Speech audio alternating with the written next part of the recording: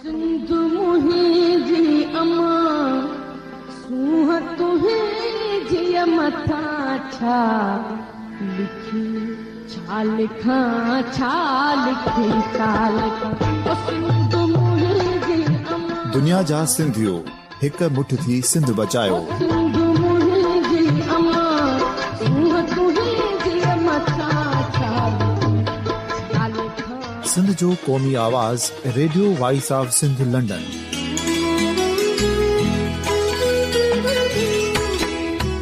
Radio voice of Sindh London पंहिंजी नशरियात में सिंध जी सियासत, समाज, इक़्तिसादियात, तारीख़, क़ौमी उमंगुनि ऐं इख़्लाक़ियात मुतलिक़ सिंध जी हक़ीक़ी तर्जुमानी कंदे प्रोग्रामनि खे असराइतो बणाइण लाइ सिंध जे घण घुरनि ऐं धरतीअ सां प्यार कंदड़ अदीबनि, दानिशवरनि, सहाफ़ियुनि, उस्तादनि, वकीलनि ऐं हर तबिके जे मानवारनि सजणनि खे सिंध में शऊरी इनकलाब लाइ सहकार जो सॾु ॾियूं था। अचो त गॾिजी सूफ़ियुनि ऐं संतनि वारी सिंध जो ओज हिकु मुठ थी वरी वापसि आणण वारे सफ़र जा साथारी बणिजऊं।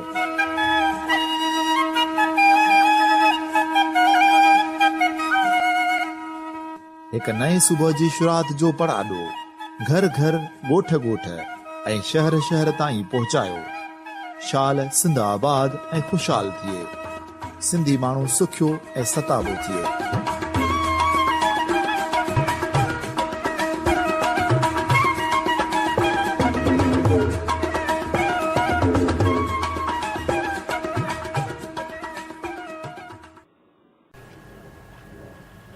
Radio voice of Sindh London जे सामईन जे ख़िदमत में वीना श्रृंगी जा सलाम अर्ज़ आहिनि। अॼु न ओ ताकुन में तालिब तमारिन, अॼु न ओ ताकुन में तालिब तमारिन, आदेसी उथी विया मड़ियूं मुंहुं मारिन, जे जीअ खे जियारिन से लाहूती लॾे विया। 5 अगस्त आचर सुबुह जो 8 बजे सिंधी अदब जी बर्ख नाविल निगार, कहाणीकारा ऐं शाइरा कला प्रकाश हिन फ़ानी जहान खे अलविदा करे अहिड़ो जहान वञी वसायो जितां को मोटणो नाहे। Radio voice of Sindh London पारां मां पंहिंजे तरफ़ां ऐं मेज़बान जनाब इमदाद अली ओढे तरफ़ां ख़िराजी अक़ीदत पेश करे रहिया आहियूं। कला प्रकाश 2 जनवरी साल 1934 ते कराची में जनम वरितो। विरहाङे बाद मुंबई में सिंधियत ऐं अदबी हलचल सां सरगर्म तौर जुड़ियल रही। कला प्रकाश जो विछोड़ो डॉक्टर मोती प्रकाश जे विछोड़े जे 3 वर्सीअ वारे 3 ॾियारनि खां पोइ जेको आहे थियो आहे। असीं हिंद सिंध जा अदब नवाज़ संदसि पुट श्रीकांत सदफ ऐं न्याणी सिंधू सां इन ग़म में हम शरीक आहियूं। कला प्रकाश जो सिंधी ॿोली ऐं साहित्य सां अटूट रिश्तो रहियो। हुन सिंधीअ में MA कई, उल्हासनगर जे कॉलेज में पढ़ाइण बि शुरू कयो। कुझु अरसे लाइ दुबई में रही। बाद में आदिपुर कच्छ में रहण बाद पछाड़ीअ में मुंबई में पंहिंजे पुट श्रीकांत सदफ जे वेझो अची रही। कला प्रकाश बहितरीन नाविल निगार, कहाणीकारा ऐं हिसास दिल शाइरा हुई। पंहिंजे कलम ज़रिए सिंधी अदब खे मालामाल कयो। संदसि मक़बूल नाविल हिकु सपनो सुखंजो, आरसीअ आॾो, वक़्तु विथियूं विछोतियूं, पखनि जी प्रीत, इहे संदसि नाविल आहिनि। ऐं कहाणी इन खां अलावा कहाणीअ जो मजमूओ मुर्क ऐं ममता ऐं शाइरी जो किताब ममता जूं लहरूं बेहद मक़बूल रहिया। खेसि साहित्य अकेडमी तरफ़ां संदसि नाविल आरसीअ आॾो किताब ते अवॉर्ड सां बि नवाज़ियो वियो। इन खां अलावा कला प्रकाश खे कई मान सम्मान ऐं अवॉर्ड बि अता कया विया। मुंहिंजी साणुसि कई मुलाक़ातूं थियूं। सेमिनारनि में संदसि घर आदिपुर में, उन बाद मुंबई ऐं दिल्लीअ जे प्रोग्रामनि में वक़्त ब वक़्त मिलणु थींदो हो। संदसि सीने में प्यार जो अथाह सागर उछलू मारींदो हो। गिराटड़ी पाए भाकुर में भरे ख़ुशी विचां मिलंदी हुई। संदसि कई कुर्ब कहाणियूं सीने में सांढियल आहिनि। मारवी तरफा मुनक़िद कयल आलमी शाह लतीफ़ कॉन्फ्रेंस में सिंध मां डॉक्टर मोहम्मद सुलेमान शेख संदसि किताब छपाए दिल्लीअ में खणी आयो। कला प्रकाश की वॾी ख़िराजे अक़ीदत इहा थींदी त संदसि अदबी रचना पेश करे असीं श्रद्धांजलि ॾियूं। मूं पंहिंजे केतिरनि मक़ालनि में संदसि नावलनि ऐं शाइरी जो ज़िक्र कयो आहे। साल 1950 वारे ॾहाके दौरान अदबी क्लासनि ज़रिए कला प्रकाश, सुंदरी उत्तम चंदाणी, प्रोफेसर पोपटी हिरानंदाणी, तारा मीरचंदाणी इहे सरगर्म रहियूं। कला प्रकाश पछाड़ीअ ताईं अदब सां नीअ जो नातो क़ाइमु रखियो। पंहिंजी धीअ सिंधुअ सां बेहद लॻा हुयसि। कला प्रकाश निहायत नरम ऐं नाज़ुक दिल रखंदड़ प्यारी शख्सियत जी मालिक हुई। सिंधुअ जे उनवान वारी कविता जो कुछ हिस्सो अव्हां जी ख़िदमत में पेश करणु चाहींदसि। मुंहिंजे दादा मुंहिंजो नालो रखियो आहे सिंधु। मुंहिंजे दादा मुंहिंजो नालो रखियो आहे सिंधु। तुंहिंजी मासूमियत ॾिसी मुंहिंजे सिंध जी सिक जो जज़्बो पियो जागी। मुंहिंजे सिंध जे सिक जो जज़्बो पियो जागी। तोॾे ॾिसी दिलि में चयुमि सच थी चईं, असीं सिंध तव्हां में ई त समाए वेंदासीं। असीं सिंध तव्हां में ई त समाए वेंदासीं। भोपाल मध्य प्रदेश में रिहाइश पजीर दानिश्वर मोहन गेहाणीअ दुबई में साणसि घरियल यादगार ॾींहंनि खे यादि कंदे नम अखियुनि ऐं भरियल दिलि सां चयो, सिंधी अदब जी तारीख़ में विराङे बाद जेके 3 स्त्री लेखिकाऊं पैदा थियूं तंहिंमें कला प्रकाश जो नालो अहम आहे। कला प्रकाश जूं कहाणियूं आम माण्हूअ जे मसइलनि ऐं जीवत जे इर्द गिर्द घुमनि थियूं। कला प्रकाश जो सभिनी सां नीअ जो नातो रहियो आहे। श्री मोहन गेहाणी। सिंधी अदब जे तारीख़ में विराङे बैदि जेके 3 स्त्री लेखिकाऊं पैदा थियूं उन्हनि में कला प्रकाश जो नालो तमामु अहम आहे। सुंदरी उत्तम चंदाणी ऐं कला प्रकाश लॻभॻि साॻे वक़्तु लिखणु शुरू कयो हो। जेतोणीकि पोपटीअ कुझु अॻुवाट ई लिखणु शुरू कयो हो। कला प्रकाश जूं आखाणियूं रवाजी इंसाननि जे रवाजी गरू मसइलनि जे इर्द गिर्द फिरनि थियूं ऐं हूअ हमेशह पंहिंजनि साथी लेखकुनि ऐं लेखिकाउनि सां ऐं समाजी तरह ॿियनि सभिनी सां हिकु प्यार जे रिश्ते में गंढियल हुई। हिन जेतिरो प्यार ॾिनो ओतिरो प्यार हिन जे दिलि में वधंदो वियो। इहो हिकु अहिड़े चश्मे जा हो जो प्यार कढण सां प्यार वधंदो थो रहे ऐं अहिड़ी प्यारी शख़्सियत जंहिंसां मां गॾु घर में रहियो आहियां, जंहिंसां ज़िंदगीअ जा तमामु सुठा पल मूं गुज़ारिया आहिनि। कला ऐं मोतीअ सां मां कराचीअ पिणु वियो हुउसि, हिननि सां गॾु रहियो हुउसि, हिननि जे घर जो भाती थी रहियो आहियां ऐं मूं पंहिंजी भेण, पंहिंजी माउ जहिड़ी वॾी भेण विञाई आहे ऐं इहो दर्द मां ई थो सम्झी सघां। जेतोणीकि सिंधी साहित्य में जेका हिन जी देन आहे, सिंधी अदब में जेको हिन कुझु कयो आहे, जेके नावल ॾिना अथई, जेके आखाणियूं ॾिना अथई, उनजी कथा त अॻिते थींदी।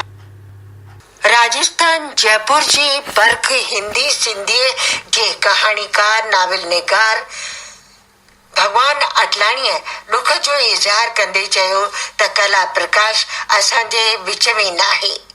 इहो ख़ाल भरजण जहिड़ो न आहे। हूअ नाविल निगार, कहाणीकार ऐं शाइरा हुई। संदसि अदब मनोविज्ञान ते आधारित हो। भगवान अटलाणीअ 25 साल पुराणी ॻाल्हि खे यादि कंदे संदसि नज़्म जा जेके तर्जुमा कया हुआ उन ते ॻाल्हाईंदे चयो त इन नज़्म जा 8 हिसा हुआ ऐं मूं हिंदीअ में तर्जुमो कयो, जेका छपी बि हुई समकालीन मैगज़ीन में। मां जॾहिं उहा कंहिंखे पढ़ी ॿुधाइण चाहींदो हुउसि त पढ़ी न सघंदो हुउसि, मुंहिंजो मन भरिजी वेंदो हो। हिरा जे अक़ीदत पेश कंदे भगवान अटलाणी। कला प्रकाश अॼु असां सगत न आहे। छो न आहे इन जो जवाबु फ़क़ति ईश्वर ॾेई सघे थो। असां खां पुछिबो, ख़ासि तौर सां सिंधियुनि खां पुछिबो, सिंधी लेखकनि खां पुछिबो त इन जो जवाबु फ़क़ति शौक़ु थींदो, फ़क़ति ग़म थींदो। जेकॾहिं कला प्रकाश खे विञाए करे असां साहित्य जे कंहिं बि शाख खे, कविता हुजे, कहाणी हुजे, नॉविल हुजे, कंहिं बि रूप में ठाही को ॾिसणु चाहियूं त इहो मुमकिन न आहे। ख़ाल भरजणो ई न आहे। हुन जेको बि लिखियो उन में मनोविज्ञान हो, उन में संस्कार हो। संस्कार ऐं मनोविज्ञान ॿारनि लाइ बि हो, नंढनि लाइ बि हो, ज़ालुनि लाइ बि हो ऐं वॾनि लाइ बि हो। ख़ासि तौर सां ॿारनि लाइ जेको कुझु हुन लिखियो उन में घणो ई कुझु हो जेको अंदरूनी सतह ते काफ़ी कुझु ॻाल्हाईंदो हो। हुन जेको चयो उन में जेको न ॾिसी रहिया आहियूं उनखे ॾिसण जी कोशिशि हुई। हुन जेको लिखियो उन में संस्कार जे सतह ते ॿारनि खे उहो ॾेखारण ऐं उहो ॾियण जी कोशिशि हुई जेको अॼु बिल्कुलु ख़तमु थी चुको आहे। मां 25 साल खनि पुराणी उन ॻाल्हि खे यादि थो करियां जॾहिं मूं संदसि 8 कविताउनि जे हिकु नज़्म जो अनुवाद कयो हो। हिकु ई नज़्म जिन जा हिसा 8 हुआ, हिंदीअ में अनुवाद कयो सिंधीअ मां। उहा कविता और नज़्म समकालीन भारतीय साहित्य में छपी बि हुई। उन नज़्म खे पढ़ंदे मुंहिंजो गलो बीजी वेंदो हो, मुंहिंजो आवाज़ बीजी वेंदो हो। मुंहिंजे लाइ इहो मुमकिन न हूंदो हो त मां उनखे कंहिंखे पढ़ी ॿुधायां। पढ़ंदे पढ़ंदे 1-1.5 पेज खां पोइ ईअं लॻंदो हो त हाणे मुंहिंजे लाइ उनखे अॻियां वधाइण मुमकिन न रहियो आहे। जेकॾहिं मां चाहींदो बि हुउसि त कंहिं श्रोता खे, कंहिं ॿुधण वारे खे उनजो मज़ो माणण जे लाइ, उनजे संवेदनाउनि सां जुड़ण लाइ मां चवां, मां न चई सघंदो हुउसि हू पढ़े ऐं उनखे माणे। इहा अलॻि ॻाल्हि आहे, पर ज़ाहिर आहे मां जेकॾहिं पढ़ी थो ॿुधायां त केतिरनि ई श्रोताउनि खे, केतिरनि ई ॿुधंदड़नि खे मां ॿुधाए सघां थो। पढ़णु मख़सूस सतह ते मुमकिन आहे।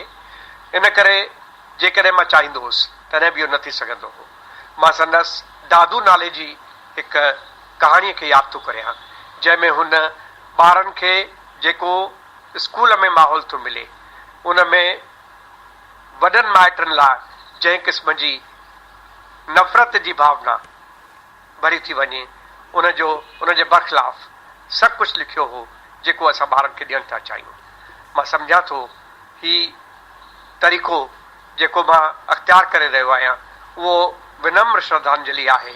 मुंहिंजे तरफ़ां हिकु अहिड़ो ख़िराज अक़ीदत आहे जेको शायदि मुंहिंजी ज़िंदगी में ॾुखियो थींदो।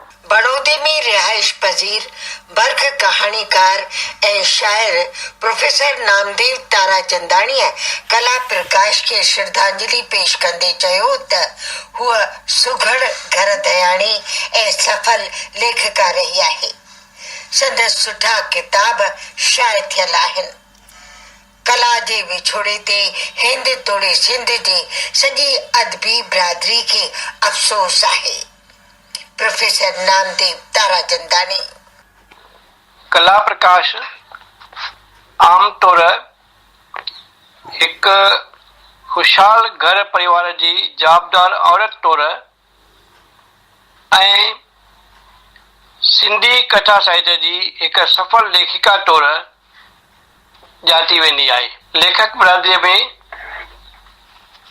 हिन लाइ असां सभिनी खे घणी इज़त रही आहे। हयातीअ जे पोयनि केतिरनि सालनि में हिन ऐं हिन जे लेखक पति मोती प्रकाश साहिब पिणु काफ़ी ॾुखियाउनि जो सामनो पिए कयो ऐं उहो सभु शांत चित सां कला बि सालनि जा साल लगातार लिखंदी रही ऐं हिन केतिरा ई सुठा सिंधी किताब अदब खे ॾिना आहिनि, जिन मां कुझु सिंध में पिणु शाया थिया ऐं के त वरी ॿीहर बि छपिया। कला सां मुंहिंजूं बि चङियूं मुलाक़ातूं थियूं हुयूं। हूअ एतिरो मिठो ॻाल्हाईंदी हुई जो महसूसु थींदो हो त मूंखे बि हूअ पंहिंजनि वेझनि मित्रनि ॼां भाईंदी हुई। हल्की मुश्क हिन जी ख़ासि सुञाणप बणिजी पई हुई। हिन जी अहिड़ी मिठे वहिंवार करे हिन जा वेझा साथी आशा चांद, मोहन गिहाणी ऐं दुबईअ में रहंदे वासुदेव मोही, गोप कमल हिन सां ऐं हिन जे कुटुंब सां पंहिंजाइप जे नाते सां जुड़ियल नज़र ईंदा रहिया। कला जे विछोड़े जो ॾुख हिन जे वेझनि साथियुनि जेतिरो ई असांखे बि आहे, सॼी अदबी बिरादरीअ खे आहे, हिंद में बि त सिंध में बि आहे। अहमदाबाद में रिहाइश पजीर हिंद सिंध जे मशहूर गज़ल ख़ूं शाइर ऐं कहाणीकार जनाब वासुदेव मोही साहब कला प्रकाश खे ट्रिब्यूट पेश कंदे चयो त कला जे बेहद प्यारी शख्सियत हुई। हुन जे अंदर में प्यारी प्यार हो। कला इंसानी रिश्तनि ते कलम हलायो। संदसि नावल हिकु दिल हज़ार अरमान 1957 में मर्द ऐं औरत जे रिश्तनि ते बोल्ड नावल हो। वासुदेव मोही साहब अॻिते फरमायो त कला खे ममता जूं लहरूं रचनाऊं अमर कनि थियूं। नज़माने नज़र वारियूं कविताऊं असीं हमेशा यादि रखंदासीं। वासुदेव मोही। कला हिकु बेहद प्यारी शख्सियत हुई। हुन जे अंदरि सभिनी लाइ प्यार ऐं सिर्फ़ प्यार ई हूंदो हो। अजब लॻंदो हो त हिन दौरंगी समाज अंदरि के अहिड़ा बि शख़्स थी सघनि था जेके एतिरो शफ़ाफ़ आहिनि। कला जेतोणीकि उन वक़्तु लिखणु शुरू कयो जॾहिं सामाजिक रचनाउनि ॾांहुं लेखकनि जो वधीक ध्यानु हो। कला जो पति ऐं हिकु मोतबर शाइर लेखक मोती प्रकाश बि उन वक़्तु तरक़ी पसंद धारा जो लेखक मञियो वेंदो हो, पर कला सिर्फ़ इंसानी रिश्तनि ते पंहिंजो कलम हलायो। हुन जो पहिरियों नावल हिकु दिल हज़ार अरमान 1957 में छपियो। चई सघिजे थो त उहो नावल उन वक़्त जो मर्द ऐं औरत जे रिश्ते ते हिकु बोल्ड नावल हो। हुन जा सभु नावल ऐं कहाणियूं सिर्फ़ इंसानी रिश्तनि जे वरनि वकड़नि ते रचियल आहिनि, पर कला प्रकाश खे जेका रचना अमर करे थी सा आहे हुन जी ममता जूं लहरूं रचनाऊं। हीअ हिकु नायाब किताबु आहे जेको संदसि ई ॿारनि सिंधू ऐं श्रीअ जे आपसी प्यारनि, रुसामनि, तनावनि ते रचियल आहे। कमाल जी ॻाल्हि आहे त कला पंहिंजनि ॿारनि जा नाला बि कोन मटाया, सिंधू ऐं श्री रखिया। इहे अहसासनि सां तरबतर कविताऊं आहिनि नज़मानी नसुर में। ऐं कला प्रकाश खे ही ममता जूं लहरूं हमेशह हमेशह असांजे दिलनि में रखंदियूं। असां उन्हनि खे यादि कंदासीं। कला प्रकाश जी रचनाऊं जेतोणीकि कहाणियूं नावल बि हुनखे पंहिंजो हिकु अलॻि मकान बख़्शीनि थियूं। पर ममता जूं लहरूं असांखे वधीक वेझियूं दिलि जे वेझियूं लॻनि थियूं। हिंदवासी जी एडिटर शोभा लालचंदाणीअ कला प्रकाश जे विछोड़े ते अफ़सोस ज़ाहिर कंदे चयो, हूअ मुंहिंजी ॿी माउ हुई। ममता भरियुनि अखियुनि सां ॾिसंदी हुई। 8 ॾींहं अॻु मां हुन सां मिलण वई हुयसि। भाकुर पाए बीह रही ऐं चई, मोती मूंखे हाणे छॾे रहियो आहे। शोभा लालचंदाणी। कला प्रकाश असांखे छॾे वई, हूअ मुंहिंजी ॿी माउ हुई। नंढे हूंदे खां ई मूं संदसि खे ईअं ई ॾिठो हो। हमेशह ममता भरियल अखियुनि सां निहारींदी रहंदी हुई। 8 ॾींहं अॻु बि हुन सां मां मिलण वई हुअसि। ॾाढी ख़ुशि थी, भाकुर पाए बीह रही ऐं चयाईं त मूंखे मोती सॾु करे रहियो आहे। पर असां इहो न सम्झोसीं त एतिरो जल्द ई उहा असांखे छॾे हली वेंदी। मालिक हुनखे पंहिंजे चरणनि में जॻह ॾे ऐं संदसि कुटुंब खे हीअ दुख सहण जी शक्ति ॾे। आमीन। हिंद जी बर्ख नाविल निगार, कहाणीकारा ऐं शाइरा कला प्रकाश जे विछोड़े ते radio voice of Sindh London पंहिंजे बेशुमार ॿुधंदड़नि ऐं पंहिंजे तरफ़ां खिराजी अक़ीदत पेश कयूं था। मोती प्रकाश जी 3 वर्सी जे कुझु ॾींहंनि बाद कला प्रकाश पे वञी अब्दी निंड में आरामे थी। कला प्रकाश हिकु हंधि लिखियो आहे त मूंखे हर पल इहो अहसासु थींदो आहे त मुंहिंजी हिकु शाइर सां गॾु ज़िंदगी गुज़री रही आहे। प्रोग्राम खे अलविदा करण खां पहिरीं शाइर मोती प्रकाश जे वाई जा कुझु बंद पेश कंदासीं। कला प्रकाश खे इन वाई सां ट्रिब्यूट पेश कंदे इजाज़त वठंदासीं। मौत ते कान्हे मयार, मौत ते कान्हे मयार, तूं बि वेंदे मां बि वेंदुसि, तूं बि वेंदे मां बि वेंदुसि। हर जन्म में मूं ॿुधी आ पुकार, हर जन्म में मूं ॿुधी आ पुकार, कूक साॻी सा पुकार, तूं बि वेंदे मां बि वेंदुसि, तूं बि वेंदे मां बि वेंदुसि। हींअर वीना श्रृंगी खे इजाज़त ॾींदा।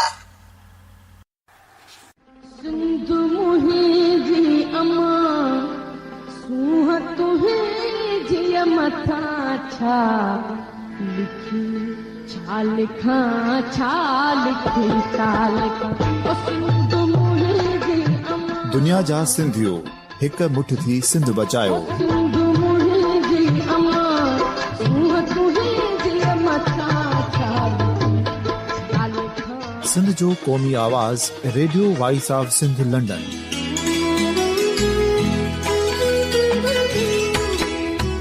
Radio voice of Sindh London पंहिंजी नशरियात में सिंध जी सियासत, समाज, इक़्तिसादियात, तारीख़, क़ौमी उमंगुनि ऐं इख़्लाक़ियात मुतलिक़ सिंध जी हक़ीक़ी तर्जुमानी कंदे प्रोग्रामनि खे असराइतो बणाइण लाइ सिंध जे घण घुरनि ऐं धरतीअ सां प्यार कंदड़ अदीबनि, दानिश्वरनि, सहाफ़ियुनि, उस्तादनि, वकीलनि ऐं हर तबिके जे मान वारनि सजणनि खे सिंध में शऊरी इनकलाब लाइ सहकार जो सॾु ॾियूं था। अचो त गॾिजी सूफ़ियुनि ऐं संतनि वारी सिंध जो ओज हिकु मुठ थी वरी वापसि आणण वारे सफ़र जा साथारी बणिजऊं।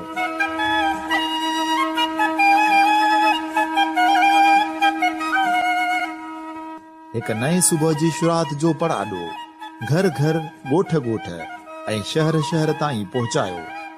शाल सिंध आबाद ऐं ख़ुशहाल थिए, सिंधी माण्हू सुखियो ऐं सताबो थिए।